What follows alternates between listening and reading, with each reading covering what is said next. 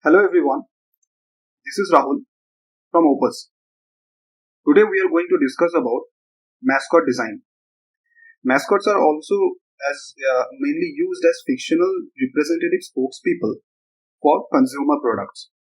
Okay, it is could be a human, animal, or a combination of human, animal, or an object, and together it comes out by mixing elements of of features of various humans, animals, or objects. Character is developed, which then becomes a spokesperson for a brand name or a professional team, etc. So it's a humanized version of a character which communicates for the product itself. So here on the right hand side, on the left hand side, you see that I have taken two images of a bread and two chef. So we are going to combine these two the bread and the features of the bread, and also some features of the of a chef, like how they dresses and what are their mainly figure, how their gestures are, and together we will see how it can be combined to create a character which can stand as a mascot. Okay, so let's first take some basic uh, features of how a bread or a loaf looks like. So if I see, it has a very fluffy shape and also some amount of separations on the side. So I might draw a shape which may closely represent a bread, but as a whole it can also work as a face of my character. Okay, so that is how mainly designers or character designers try to think of, like how certain features of a certain elements can be used to humanize it, and that can rather perform as a work as a face or any other object of any other parts of a person. So now you see, I have taken this fluffiness and also the separation of this portion as a feature which can work as my uh, uh, as a unique face which can stand as a character itself. Okay, now if I start giving, I'll leave the portion for the eyes and nose later because we will add it later, and let's move into the dresses of the shape itself. So I can see they have very wide dresses, so do not go for any like very hyper details. Just try to simply see and understand and simplify the dress itself so that the dress becomes identifiable. It's not a super realistic drawing. It's a like mainly it's for identification. Okay, so as you see, I am trying to draw the dress. Okay, I'm just giving a separation and trying to give large buttons which are mainly the features of the dress itself. Okay, so I'm taking inspiration from the various features of the dress. So from this one I can add a ribbon like or an attachment of what we say an axis which works as a separate cloth which hangs from the neck. Okay, this way, and then from the right image I can think of how to draw the part of the hand. Same for this side. So we mark so that it looks equal on both the sides, and it can work as my looks like a shape itself, dress of a shape. And so see, I have used very simplistic drawing here, but it is very much identifiable. So that is what is required from you as a designer of a character, which you by mainly you will see even the exam they might ask you to make a mascot for a certain kind of company or a certain kind of a brand or a certain team, but there you have to bring out the essence of that particular product. So here you see I can take inspiration from the cap itself. I can draw. You see that the cap has certain flow on the right side, so I will take inspiration from that and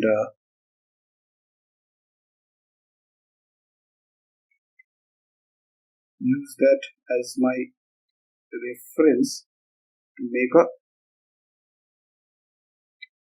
cap, and we will try to make it look a little more interesting and also add some amount of curveness so that as a whole the visual looks interesting and uniform with the rest of the figure. So see, slowly, it might be a very rough sketch, but slowly we can understand that this is the character in itself. Now, by taking certain features of the face itself, we can add eyebrows. Slightly we go for a thicker one, so taking inspiration from some of the characters' facial features. Okay, you can give some very simplistic eyes because we are trying to draw a character which loosely you can also call a cartoon character. But here this character has a way of, their purpose is to stand for the brand or a spokesperson of the brand, or it's the character with whom the people will identify the brand. Okay, so you can always give expression which is very happy and joyful, because that is also important, so that the users not only communicates but tries to associate with them with a very positive emotion. So this is where the designs are made, and then it generally made to look very nice and friendly to create a certain kind of response, a positive response from the people itself. Now see, so I have taken the inspirations from the various features of the chef and the parts of the bread and created a character. So let me just put the entire sketch a little bit below so that I have some ample space to work with. And after that, after you have sketched it, then you can think of a name for this kind of sketches, for this kind of character. Suppose I think of that, I will name this as Brainman. So then you can just add, suppose, kind of space, and here you can think of like, first you write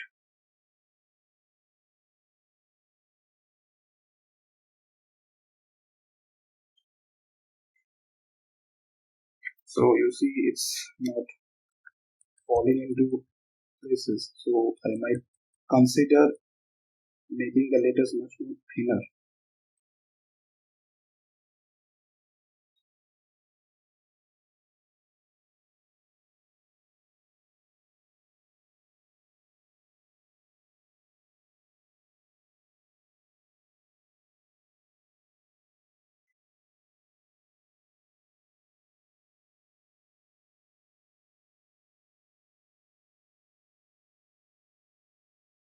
So after I got this, then you can give certain thickness in the letters. So these all would be hand-drawn in your examination. So you can, the more you practice, the more interesting your letterings will look like.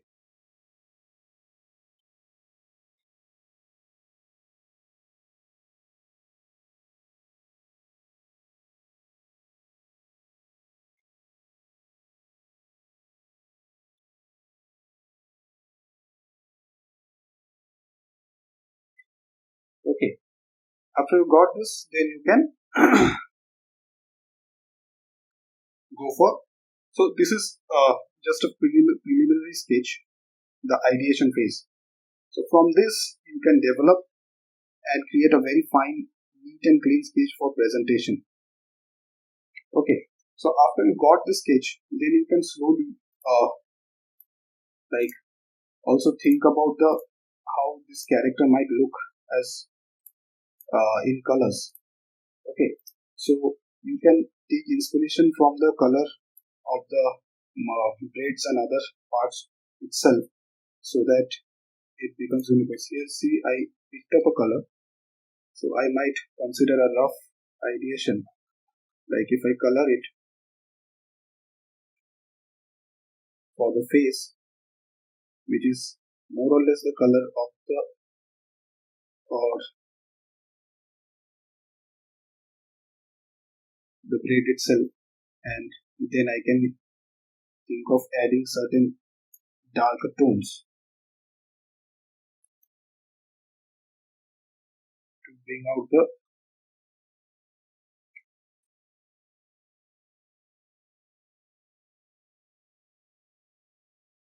volume. Okay, so this is how you have to ideate and create sketches which looks very interesting and submit at a very record time in your examination, because examinations are mostly about seeing how you can ideate. They doesn't want to see how good, how beautiful an artwork you can create. They want to see your ideation process. So here you see it's mainly about getting an idea and demonstrating that how my sketch may look like, or how my idea shall look like. So that is what you shall aim whenever you are trying to solve any design related questions in the examination. So here I can just add certain strokes to if I feel that this is a cloth you are wearing, and a slight amount of yellowish tints to give that, okay, it's very cloth. And then again this red color for the cloth on the neck.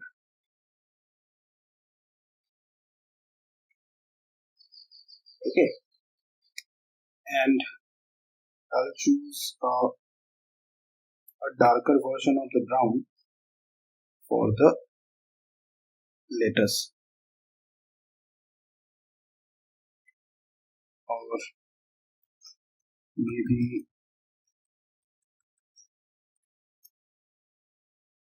this color.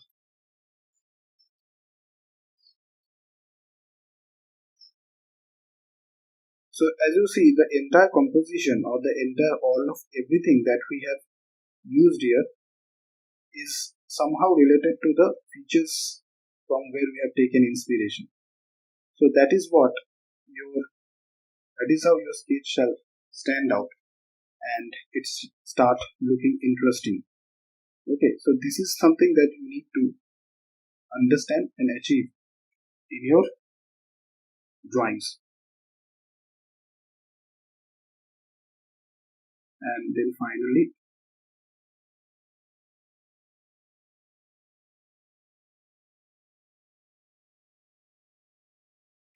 adding details about the moustache.